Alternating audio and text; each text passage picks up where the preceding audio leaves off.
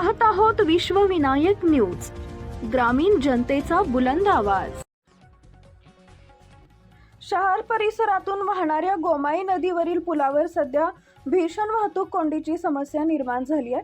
गेल्या काही दिवसांपासून पुलावर तासनतास वाहनांच्या रांगा लागत असून नागरिकांना मोठा मनस्ताप सहन करावा लागत आहे। महाराष्ट्र राज्य रस्ते विकास महामंडळ आणि पोलीस प्रशासनाच्या दुर्लक्षामुळे ही परिस्थिती ओढवली असल्याचा आरोप नागरिकांकडून केला जातोय।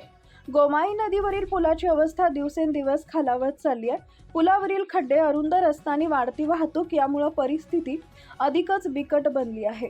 विशेषतः अवजड वाहनांमुळे वाहतुकीचा वेग मंदावतो आणि कोंडीची तीव्रता वाढते।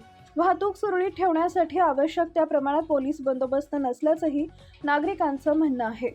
पुलावरील कोंडीत अडकण्यापेक्षा वेळ वाचवण्यासाठी अनेक दुचाकी व चारचाकी वाहन चालक थेट नदीपात्रातून वाहनं चालवत आहेत। नदीत पाणी किंवा चिखल असतानाही जीव धोक्यात घालून प्रवास केला जातोय। एखादी गंभीर दुर्घटना घडल्यास जबाबदार कोण, असा संतप्त सवाल नागरिक उपस्थित करत आहेत। पुलाची तातडीनं दुरुस्ती, डागडुजी किंवा पर्यायी पुलाचं नियोजन करण्यात संबंधित विभाग कमी पडत असल्याची टीका होतीये। तसेच प्रभावी वाहतूक नियोजनाच्या अभावामुळे सर्वसामान्य वाहनधारकांना आर्थिक व मानसिक त्रास सहन करावा लागतोय।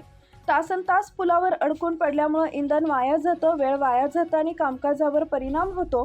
प्रशासनानं तात्काळ उपाययोजना केली नाही तर तीव्र आंदोलन छेडलं जाईल, असा इशारा नागरिकांनी दिला आहे। प्रशासनानं त्वरित लक्ष देऊन या समस्येवर कायमस्वरूपी तोडगा काढावा, अशी शहादेकरांची मागणी आहे। अशाच ताज्या बातम्या पाहण्यासाठी विश्वविनायक न्यूजला लाईक करा, सबस्क्राईब करा आणि बेल आयकॉन प्रेस करा।